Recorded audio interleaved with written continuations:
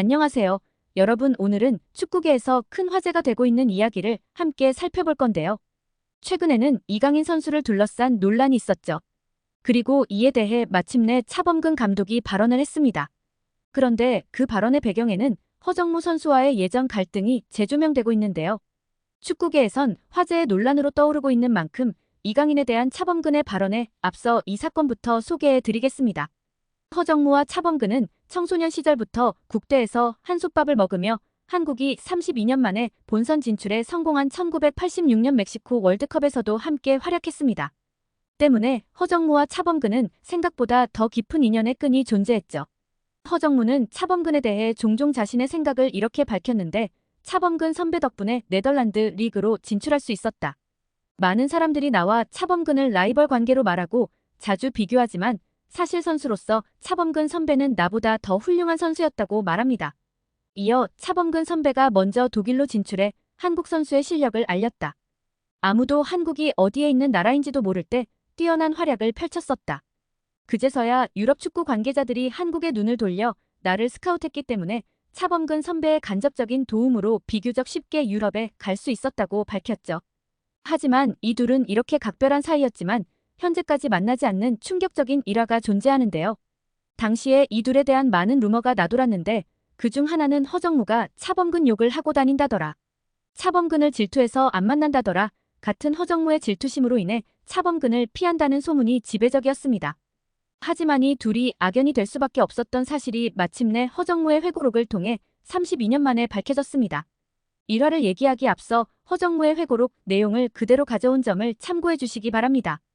허정무의 회고록에 의하면 시점은 해외 진출 당시로 거슬러 올라갑니다.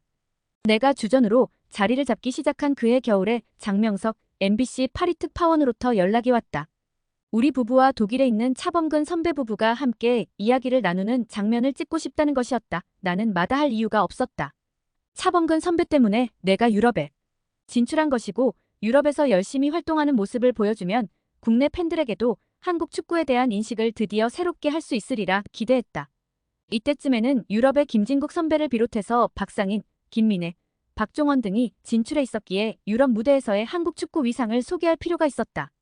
그런데 장특파원이 차 선배 있는 프랑크푸르트에서 만나는 게 어떻겠냐고 어렵게 말했다. 차 선배가 있던 프랑크푸르트는 에인트호벤에서 무려 500km 넘는 거리였다. 솔직히 말해서 중간쯤에서 만나면 좋았겠지만 후배가 가는 것이 도리라고 생각해 흔쾌히 좋다고 했다. 나중에 안 사실이지만 장특파원은 차 선배 쪽과 먼저 통화했고, 내가 프랑크푸르트로 가는 것을 이미 결정한 뒤 형식적으로 내 의견을 물었던 것이었다.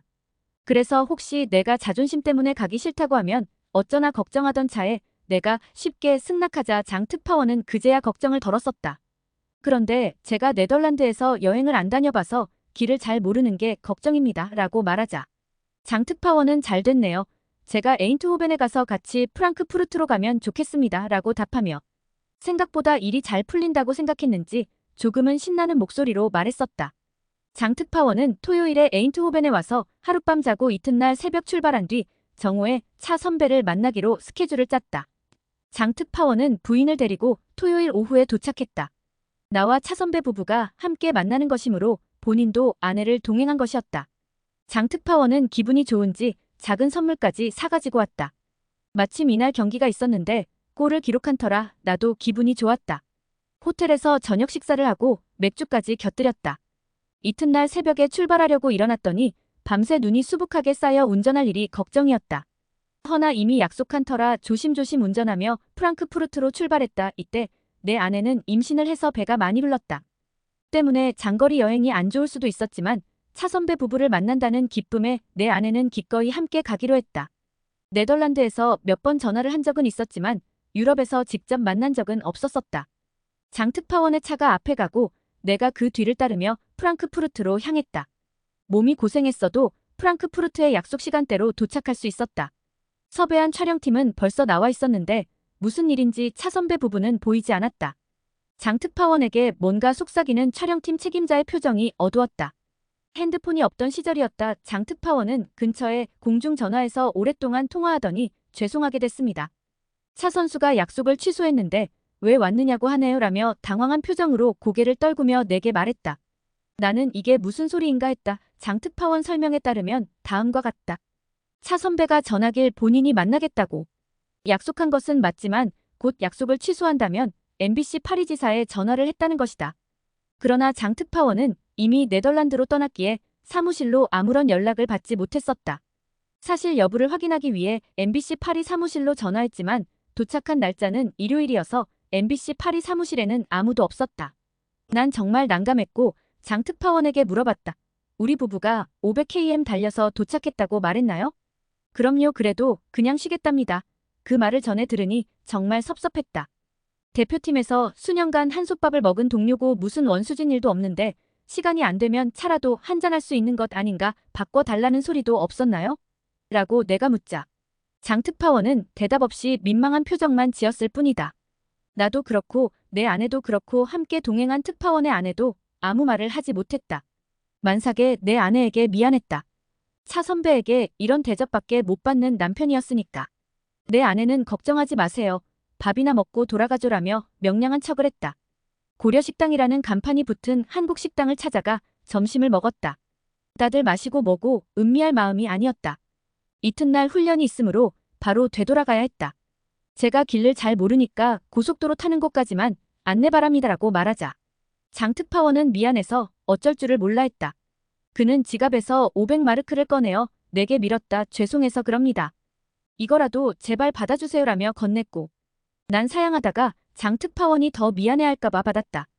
국경을 넘을 무렵 차창을 열고 차 선배의 전화번호를 적은 메모를 잘게 찢어버렸다.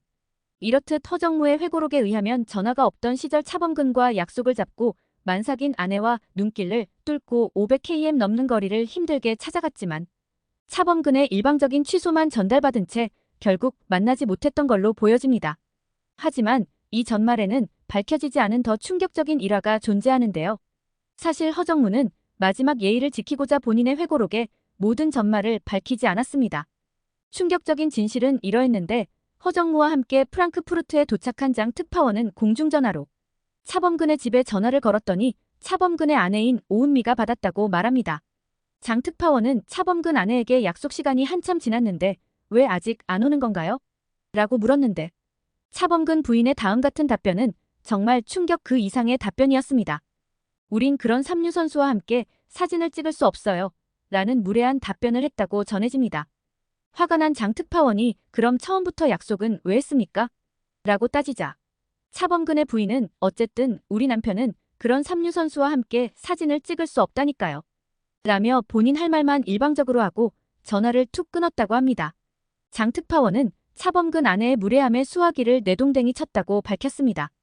현장에서 장특파원을 통해 그 말을 전해들은 허정무의 얼굴은 시뻘겋게 상기됐다고 하고요.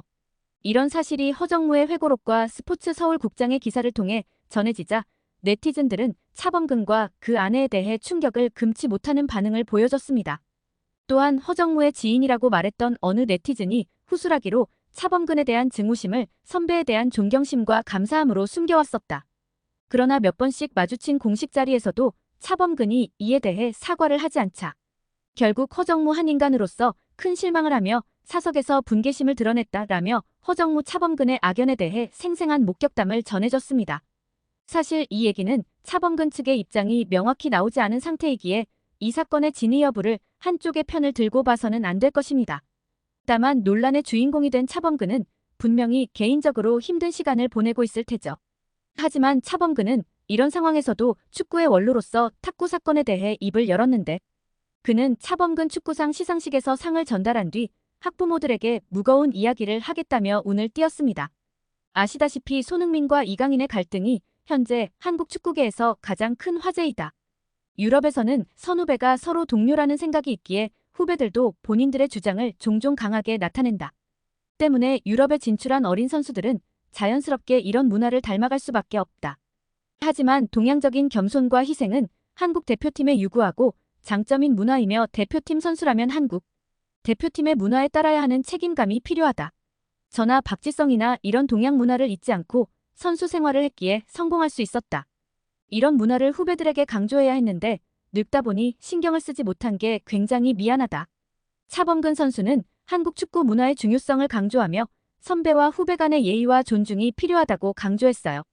그리고 이를 통해 더 나은 축구 문화를 만들어 나가야 한다는 메시지를 전달했습니다. 이런 이야기들이 축구계와 팬들 사이에서 큰 화제가 되고 있어요. 동료 사이에서의 관계와 예의를 생각해보는 계기가 될 수 있을 것 같아요. 이상 YT 뉴스였습니다. 감사합니다.